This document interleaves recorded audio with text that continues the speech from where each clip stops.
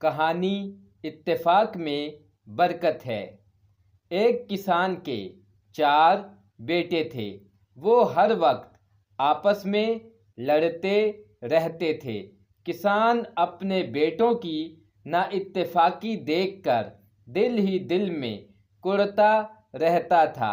اس نے انہیں کئی بار سمجھایا لیکن ان پر بال برابر بھی اثر نہ ہوا۔ ایک دن اسے ایک ترکیب سوجھی۔ اس نے بیٹوں کو اپنے پاس بلایا اور کہا، وہ سامنے لکڑیاں بکھری ہوئی ہیں، انہیں اٹھا لاؤ۔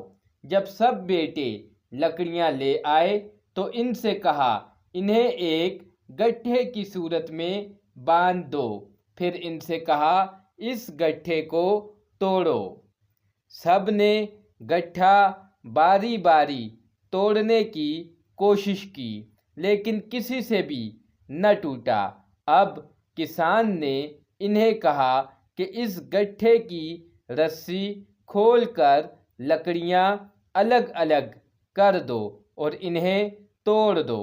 کسان کے بیٹوں نے پل بھر میں ایک ایک کر کے بہت سی لکڑیاں توڑ دیں۔